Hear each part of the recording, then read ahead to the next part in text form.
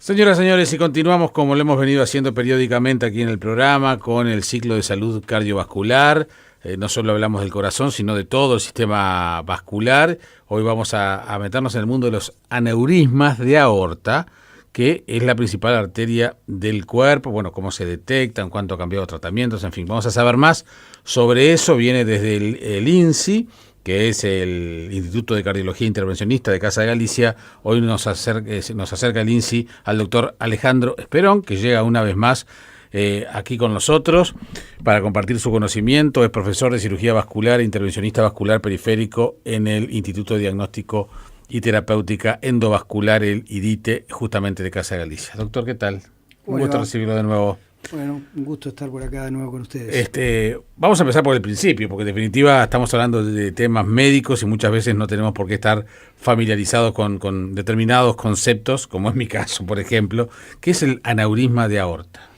Bueno, el aneurisma es algo que uno ha venido hablando a lo largo del tiempo, pero evidentemente es necesario recordar estas cosas continuamente. Pues es una afección que básicamente se puede definir como el agrandamiento patológico o anormal de la arteria principal. Es, para ser esquemáticos, como la formación de una bolsa, de un saco, de una dilatación en un segmento de la arteria principal de la aorta, cuyo consecuencia peor es que crezca hasta la rotura del mismo y por lo tanto la consiguiente hemorragia que eso puede producir. Uh-huh. Eso es básicamente el concepto de un aneurisma de aorta, que es el mismo concepto que para el aneurisma que puede estar en otras localizaciones, y es probable que la gente, los oyentes lo tengan claro, por ejemplo, en el cerebro, o sea, aneurismas que se producen en las pequeñas arterias en el interior del cerebro. O sea que básicamente es el mismo proceso, es una anomalía de la pared de la arteria, en este caso que estamos tratando de la aorta, que lleva a su dilatación por pérdida de la resistencia natural de la pared y por lo tanto la expone a riesgos, entre otros la ruptura, que es lo más así catastrófico. Uh-huh.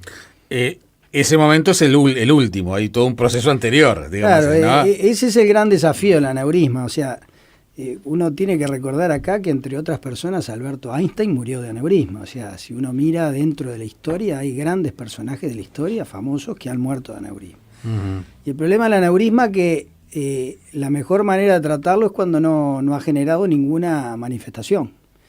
Es lo que llama el aneurisma sin síntomas o asintomático. Y es la fase en la cual hay una serie de disquisiciones, porque no quiere decir que inmediatamente encontrar un aneurisma haya que tratarlo. Eso es muy importante también, porque si no va a generar un poco de desconcierto en los oyentes, porque muchos de ellos probablemente tengan un aneurisma que está en fase de control.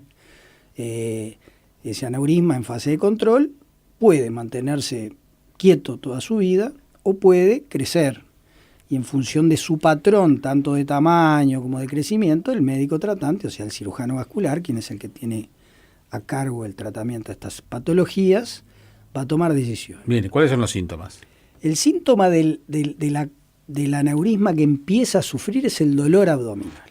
O sea, es un dolor que es muy difícil transmitirle al oyente, porque si no generaríamos el pánico. O sea, ante cualquier dolor podría pensar que está con un aneurisma. Pero es un dolor que para el médico que lo ve es bastante característico, porque es un dolor de una intensidad particular, generalmente localizado en la parte posterior, con irradiaciones que a veces lo hacen confundir con un cólico nefrítico. Uh-huh. O sea que es un nivel muy, muy doloroso. Exacto. Lo que pasa que eso es cuando la fase del aneurisma ya llegó a un estadio de sufrimiento y por ende es una urgencia ya en ese momento.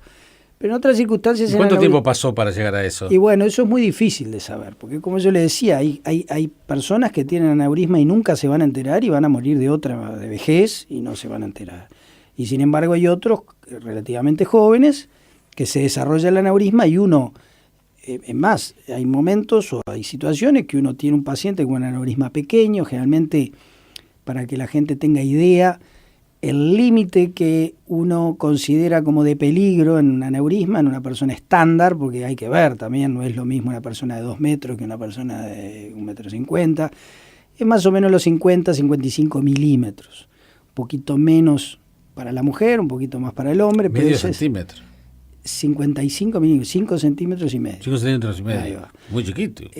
Sí, es un huevo de gallina, un poco menos. Entonces, eso es el tamaño peligroso. Ahora, ¿qué sucede? Eso es cuando nosotros encontramos a alguien que se le detectó porque le tocaron el abdomen, le hicieron una ecografía, por X razón se le encuentra y no tiene absolutamente ningún dolor. Entonces uno lo ve y en base al tamaño, en base a la forma del aneurisma, en base a las capacidades terapéuticas, porque también son todos los elementos que se toman en cuenta para decidir, uno lo sigue y ve, la pregunta suya era qué pasa, cómo crecen, y ve que hay pacientes que quedan toda la vida con ese aneurisma. Y hay otros que sin embargo empiezan a crecer. ¿Y tiene que ver con la calidad de vida? ¿Con qué crecen o no crecen? El aneurisma que estamos hablando es lo que llaman el aneurisma degenerativo, porque hay muchas razones para tener aneurisma, pero el 80-90% de los casos, el que todas las personas están acá preocupadas, en que algún familiar o algún oyente tiene, en general es lo que llaman el aneurisma degenerativo,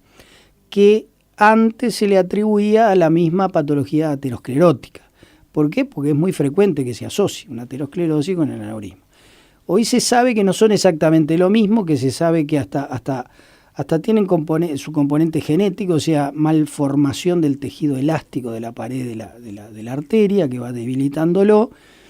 Y de los factores de riesgo, que esa es la pregunta que usted apuntaba, no hay cuestiones de la alimentación, no hay nada. Hay dos factores que son tal vez demostrables que pueden tener incidencia. Uno es el tabaquismo y otro es la hipertensión arterial. La hipertensión es lógica por la tensión que sufre la pared. Y el tabaquismo porque se considera que puede ser un factor que incide en la constitución parietal, etcétera, y puede tener su riesgo. Pero básicamente no es que la dieta, el colesterol, o que si como grasas, o que sea, o el sobrepeso, que puede ser, sí, tener relación con otras enfermedades cardiovasculares, lo afecta. La realidad es eso, ¿no? ¿Cómo ha evolucionado el tratamiento? Y bueno, el tratamiento del aneurisma también es interesante, y que recordando también lo de Albert Einstein, que en esa época hasta se apeló a lo que se llamaba forrarlo con celofán para tratar de que no se rompiera. Obviamente de esa época hasta nuestros años ha cambiado mucho, por suerte. El gran hito del tratamiento fue en el periodo, la década de los 60, 50-60, donde cirujanos famosos como De Becke y de Estados Unidos ensayaron la cirugía moderna del aneurisma, que consiste básicamente en la cirugía tradicional, sustituir ese aneurisma por una prótesis plástica. Eso fue la cirugía que primó hasta nuestros días, y de hecho hasta el día de hoy seguimos resolviendo pacientes con esa modalidad, que lo que tiene es que es una cirugía de gran envergadura, implica un abordaje abdominal amplio, implica movimientos viscerales, implica pérdidas sanguíneas, implica clampeos de la arteria principal, o sea, lo somete al paciente a una sobrecarga, pero tenemos que tener claro que la cirugía que hasta el día de hoy es vigente, y si hay algún oyente que tiene que ser operado, que no tenga miedo, que es una cirugía que se realiza con muy buenos resultados, y cuando es necesaria, es la que tenemos a disposición. Pero en los últimos 20 años, todo lo que es el advenimiento de los procedimientos mínimamente invasivos y endovasculares en particular, que nos permiten navegar en el interior de las arterias con mínimos abordajes, o sea, por ejemplo, en este caso abordando en la ingle, en las arterias femorales, que son las arterias de los miembros que vienen de la arteria principal de la aorta, uno puede navegar y hacer lo mismo que hacía por la vía abierta, forrar, en este caso por adentro de la arteria, con una prótesis que es el mismo material básicamente que el que usamos, obviamente con diferencias tecnológicas importantes, soportado con una especie de resorte que es un stent, y lo que hace es cubrir por dentro ese aneurisma y lo excluye de la circulación. Eso fue incluso desarrollado por un argentino, Juan Parodi, en la vecina orilla, o sea, con trabajo, por supuesto, que él desarrolló en Estados Unidos.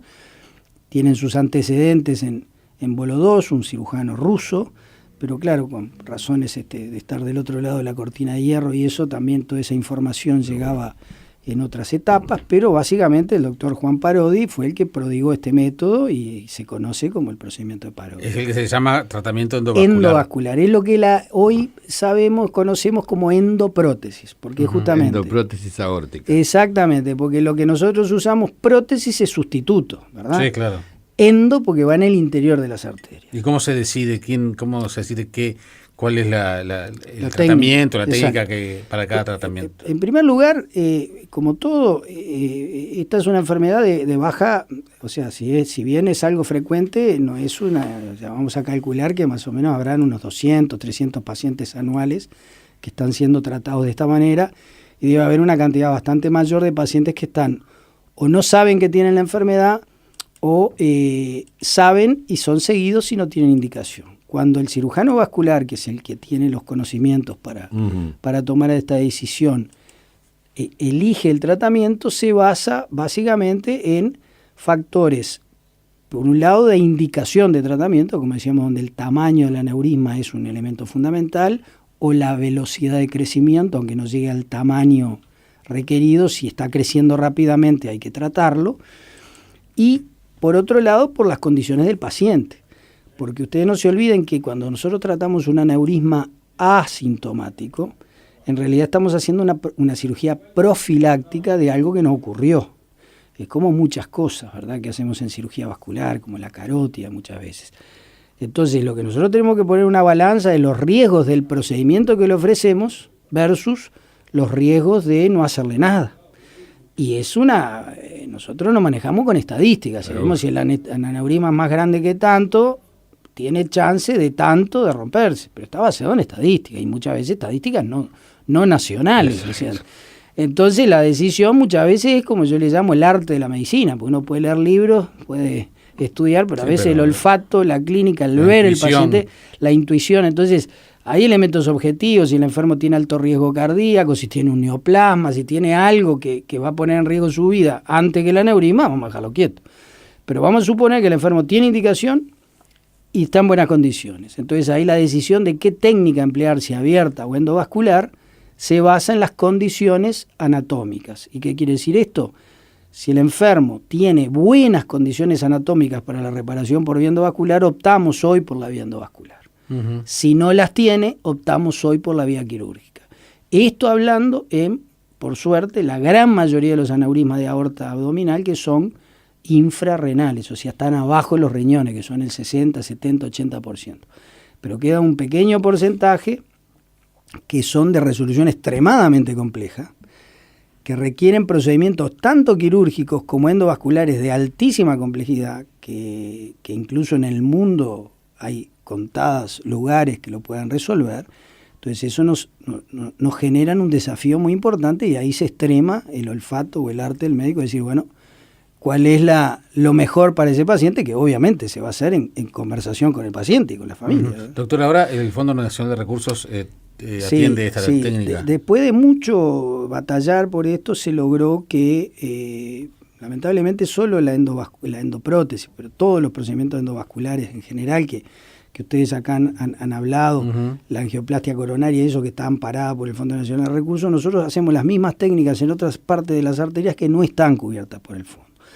Que no tienen cobertura, no del fondo, no tienen cobertura sanitaria, o sea, corre por cuenta del enfermo. Eso es una pena, y esperamos que en el próximo tiempo eso se vaya subsanando. Por suerte, la endoprótesis en este año, luego un trabajo importante que se hizo conjuntamente con el Ministerio, la Sociedad Uruguaya de Cirugía Vascular y Endovascular y la Cátedra de Cirugía Vascular que yo dirijo, se hicieron una serie de... Nunca quedamos contentos los académicos, ¿no? Siempre queremos más, pero bueno, creemos que es un avance porque se determinó una serie de pautas por las cuales, si el enfermo acredita determinado tipo de condiciones, el fondo le suministra los insumos específicos de alto costo necesarios para que ese cirujano en su institución de cobertura pueda desempeñar llevar a cabo el tratamiento. Uh-huh.